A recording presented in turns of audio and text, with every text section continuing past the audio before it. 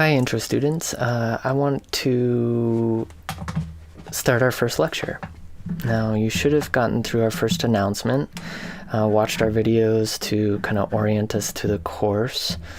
Now, we're in our first lecture, this do this second, this is our second announcement, is week 1, day 1, which is Monday. This is a first day of the week. We're doing introductions, and you're going to watch a lecture video.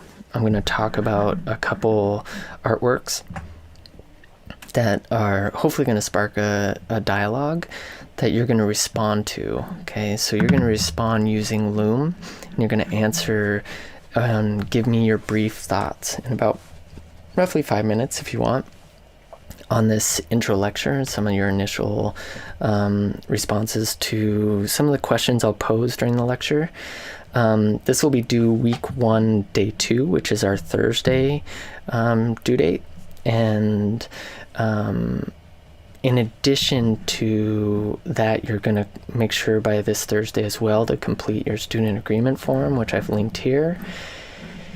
And if you want to buy or purchase a hard copy of our text Ways of Seeing, start thinking about doing that now. I'm gonna again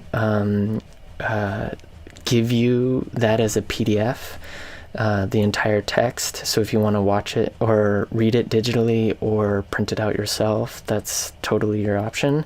If you want to have the book, it's very cheap. You can buy them used for about $5. So your call.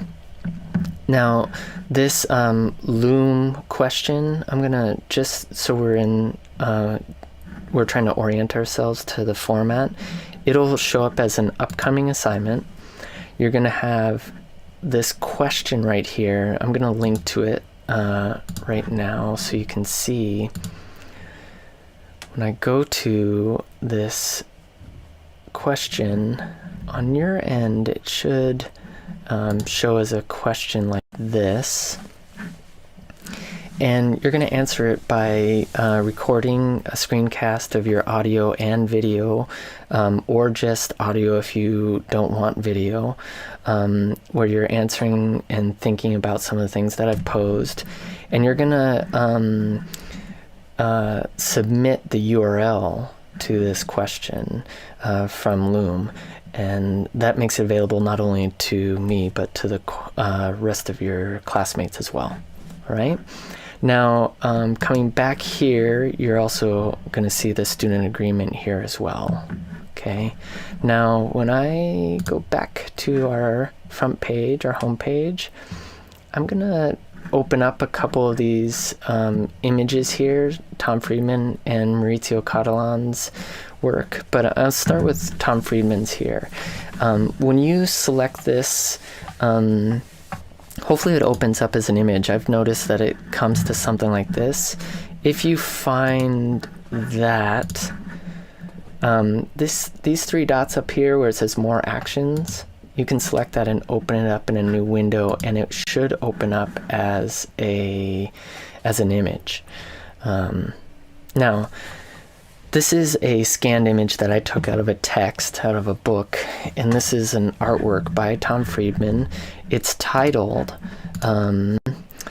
Untitled, Ink on Paper, and starting an old dry pen on a sheet of paper is a subtitle to this title, and it's roughly 12 by 18. So if you think about 2 sheets of paper put together, that's 11 by 17. So it's roughly in that size.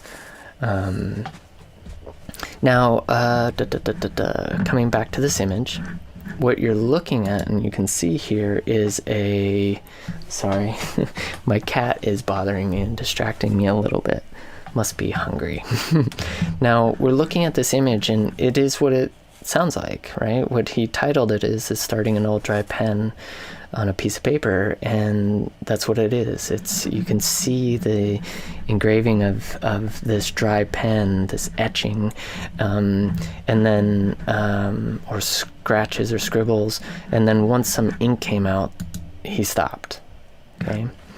Now, a couple things that come up to mind usually for students, it's pretty intense when I tell them that at the time In, I think this is late 90s, the artwork went to what's called Christie's Auction House, which is an auction house selling artwork, and it sold for $26,400. Okay, and I'm sure it's worth even more now, significantly more probably. Now the things we'll talk about here, I'm interested. I want you to give me some of your thoughts on what that felt like to know that what is, inarguably a very kind of simplistic looking and simple image, right? And a representation done very simply, and something that many of us probably have done at some point, would go up for that kind of money. Now, not go up, but also sell, right? Someone purchased that. Now, the things that I really want you to consider are some of your knowledge of the process, how that comes to be, right? How did that artwork get to Christie's auction house? How much of this dollar amount did Tom Friedman actually make as the artist, right? Do you know the process by which an artist is able to have access to Christie's auction house and has the ability to be sold, right? Those are all things that I want you to factor into when you start to think about Tom Friedman's intention for this artwork. What's the meaning of the artwork?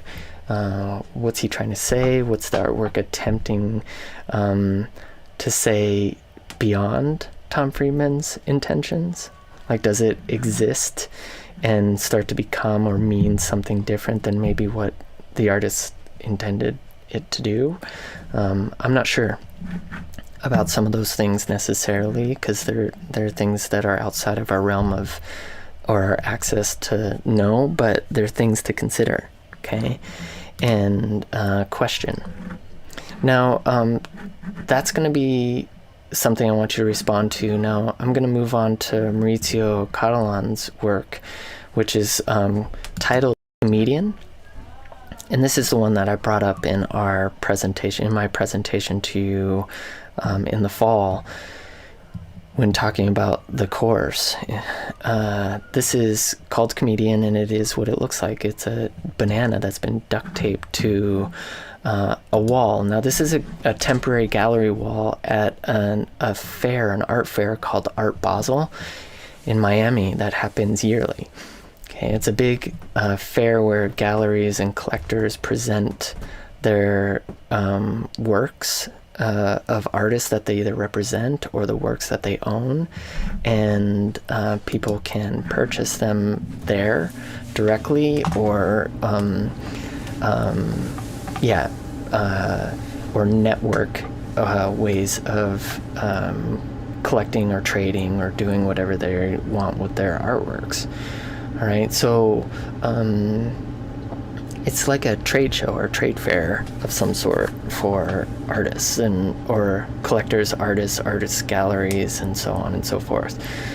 So the things that I want to discuss in lieu of this, and it's one of the articles I link to here is from Artnet News, and this was published in December 10th, 2019, but the artwork sold for $120,000, right? And those numbers are pretty astronomical, but the idea of presenting something that's very simplistic, that's found in the world, that the artist didn't craft this banana or craft that duct tape, but the combination, the idea of it, he definitely did.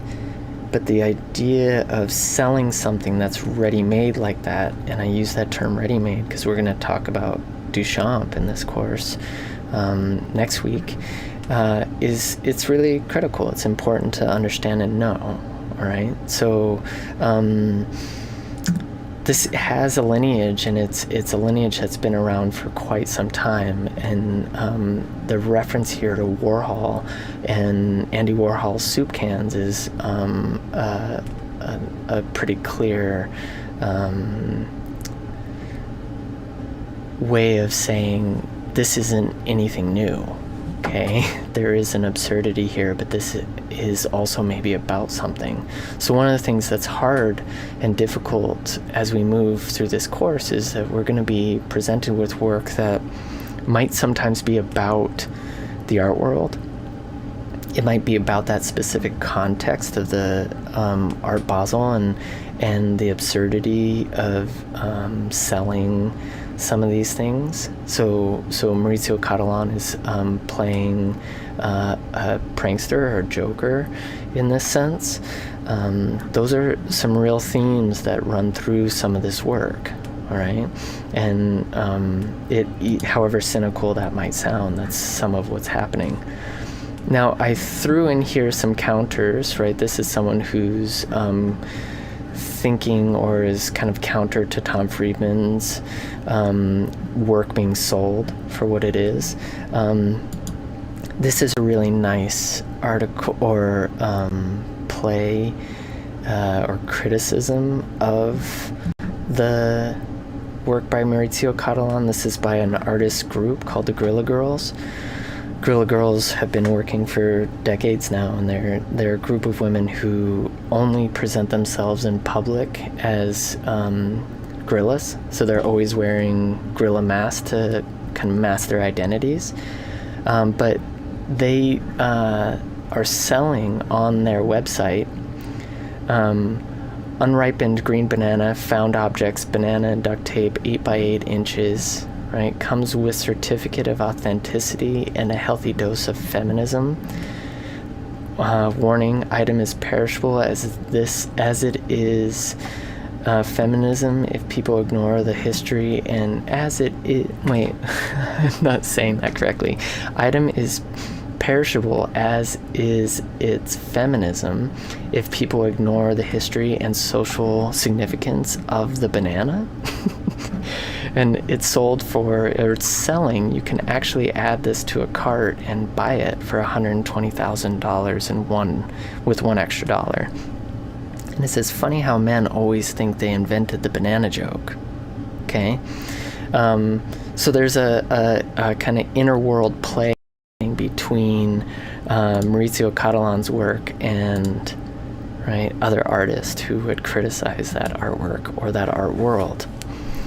Now, I'm going to keep it at that for right now. I'm just going to throw out some of these thoughts, because if we were in a kind of face-to-face lecture, we would banter back and forth. But I'll come back to some of your thoughts and hash, kind of aggregate some of your ideas and try to answer some in a next lecture.